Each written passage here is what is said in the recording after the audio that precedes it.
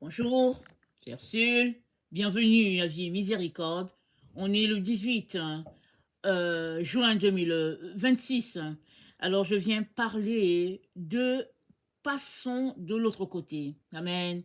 Alors, je l'ai déjà donné comme témoignage, je pense peut-être le 16 quand je suis revenue à mes enseignements. Alors, le 26 mai, j'avais déjà préparé ce message que je suis en train de prêcher en ce moment. Et puis le titre, c'est Passons de l'autre bord. Et c'était dans Marc 4, le verset 35. Alors, j'ai fini de préparer ce message. C'est le 26 mai. Et dès que j'ai fini de le préparer, n'est-ce pas, le Seigneur m'a dit, OK, de passons de l'autre bord. Il a dit, comme tu as enseigné, passons de l'autre bord. Il a dit, voilà, passons de l'autre bord. Et passons de l'autre bord, quand il me le disait, ça consistait pour moi à déposer le stylo, comme il me l'a demandé. Et puis, bon, j'ai déposé le stylo et je ne savais pas à quoi m'attendre. Et le Seigneur m'a dit, repose-toi. Alors, je me suis reposée et voilà, je me suis vraiment bien reposée. Ça m'a fait du bien. Et à un moment donné, tout mon être, n'est-ce pas, sentais tout simplement ce besoin-là de revenir tout simplement dispenser la parole de Dieu. Et le Seigneur m'a donné un moment où je pouvais revenir. Alors, passons de l'autre bord, n'est-ce pas, consister pour moi à attendre le timing du Seigneur. Alors, j'avais reçu de lui quand je reviendrai, mais je devais exercer la patience, attendre ce moment-là qu'il a désigné pour revenir à ce qu'il m'a appelé à faire. Alors, passons de l'autre bord, souvent va prendre tout simplement que nous puissions tout simplement obéir. Alors, si nous regardons notre texte que nous avons, ça se trouve dans Marc 4, le verset 35, alors c'est dit, ce même jour, sur le soir, Jésus leur dit, passons de l'autre bord. Après avoir renvoyé la foule, ils les menèrent dans la barque où ils se trouvaient. Il y avait aussi d'autres barques avec lui. Voilà. Alors, Jésus-Christ était sur la barque, il prêchait.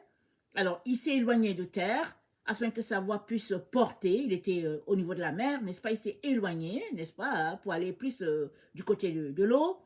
Et de là où il était, il parlait et puis sa voix portait parce que le peuple était, n'est-ce pas, au niveau du sable. Alors, alors il a prêché, il a travaillé toute la journée. Et après, il dit aux disciples, passons de l'autre bord. Et les disciples, n'est-ce pas, embarquent dans la barque où était Jésus, là où Jésus avait prêché. Et c'est dit, ils les menèrent dans la barque où ils se trouvaient. Amen. Alors, Jésus-Christ, n'est-ce pas, s'endort. L'histoire nous dit qu'il s'endort et il se lève un vent, n'est-ce pas, impossible. Et les disciples, finalement, se sentent obligés de réveiller le maître parce que, à leurs yeux, ils vont mourir, à leurs yeux, ils vont périr. Alors, il le réveille et il leur dit, et puis il le réveille, il dit que maître, ne t'inquiètes-tu pas de ce que nous périssons. Amen. Donc, un vent s'est élevé, vraiment impétueux, et il réveille Jésus. Et Jésus se réveille, il calme le vent, il calme la tempête, et il leur dit, pourquoi avez-vous ainsi peur? Comment n'avez-vous point de foi? Amen. Alors, Jésus-Christ leur dit, passons de l'autre bord.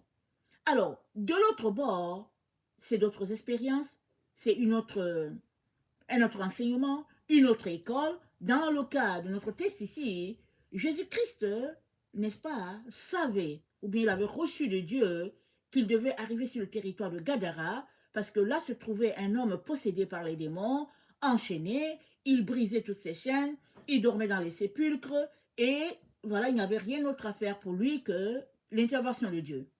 Jésus-Christ savait ce qu'il allait faire de l'autre côté, sur le territoire de Gadara, les disciples ne le savaient pas. Et nous pouvons constater que l'ennemi se sentait menacé. Alors, qu'est-ce qu'il pouvait faire de plus sinon envoyer l'inquiétude, l'intimidation? Il a envoyé l'intimidation par le vent, par la tempête. Et les disciples qui ne savent pas ce qui se passe, ils sont pris de panique. Mais Jésus-Christ voulait leur faire expérimenter une autre dimension de Dieu. Ils ont passé toute la journée à écouter Jésus prêcher, à écouter Jésus-Christ enseigner. Maintenant, passons de l'autre bord, n'est-ce pas, faisait référence à expérimenter de la pratique. Ça se passe comme ça avec nos études aussi. On va à l'école, on prend la théorie, et puis finalement, le professeur va donner des devoirs, et puis souvent des stages à faire. Et là, on entre dans le vif, n'est-ce pas, de ce que nous avons appris par la mémoire. Alors, les voilà, secoués par le vent est calmé, et ils regardent Jésus-Christ d'un autre œil. C'est-à-dire, qu'est-ce qu'ils disent? Ils disent, quel est donc celui-ci à qui obéissent même le vent et la mer? Ça, c'est au verset 41. Ça, c'est Marc 4, le verset 41. Qui est donc ce monsieur? Alors, passons de l'autre bord, n'est-ce pas, requiert que on puisse expérimenter autre chose. Les disciples ont vu Jésus-Christ sous un autre œil. Ils savaient que c'était un rabbi, c'était leur maître, c'était, n'est-ce pas, le fils de David, et ils connaissaient sa mère et tout. Mais là, ils avaient une autre dimension. Amen. Ils ont vu Jésus-Christ guérir, délivrer les démons et tout, à un certain niveau. Mais là, ici, la mer obéissait à Jésus, n'est-ce pas? La tempête lui obéissait, c'est-à-dire la nature était sous l'autorité de Jésus-Christ. Les disciples étaient en train de découvrir. Et mieux encore, une fois qu'ils débarquent, n'est-ce pas? Ils sont face à face avec l'homme possédé par les démons.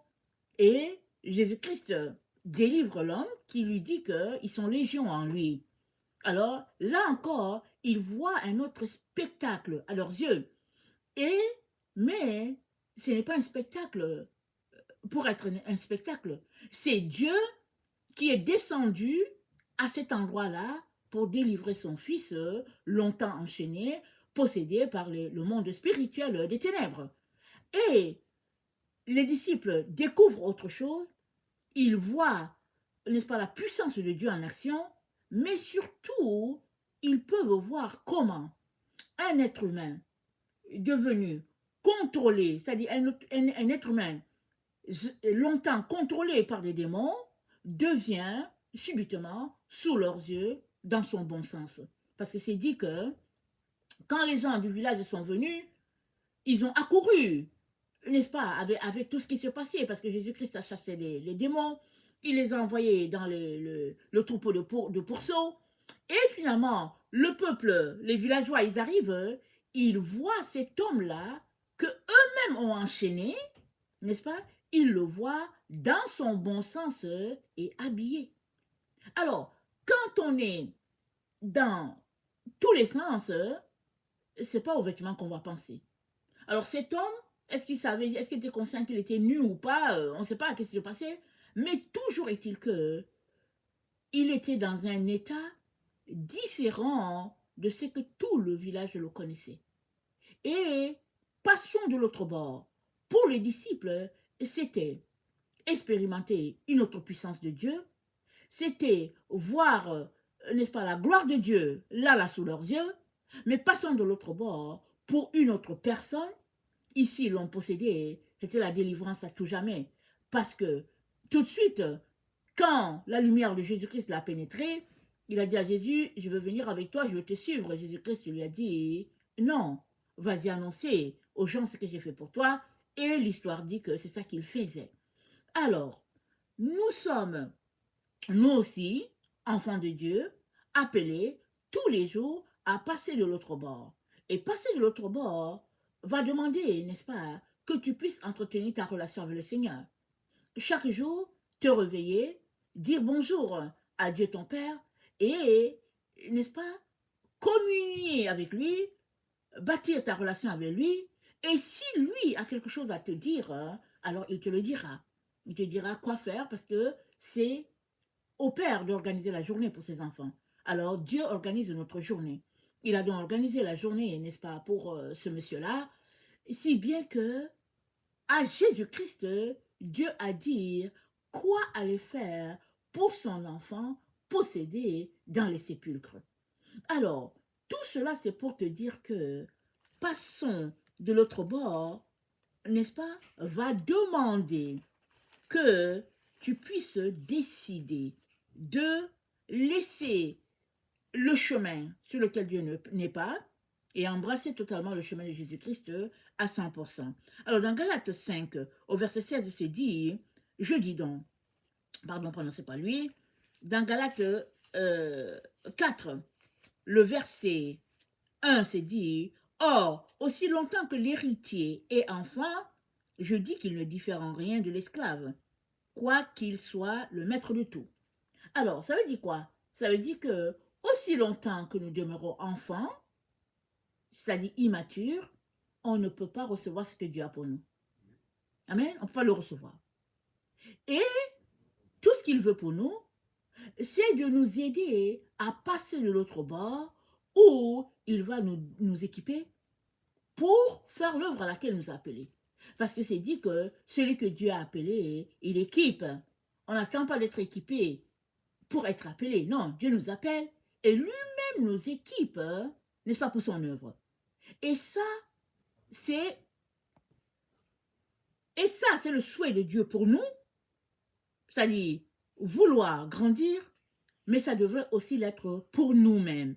C'est-à-dire, en nous-mêmes, nous devrions avoir cette envie-là, n'est-ce pas, de quitter les terrains de jeu, du jardinage, et passer, n'est-ce pas, à l'école élémentaire, aller au secondaire, aller, n'est-ce pas, à l'université, au collège. C'est-à-dire que ce désir de grandir soit en nous.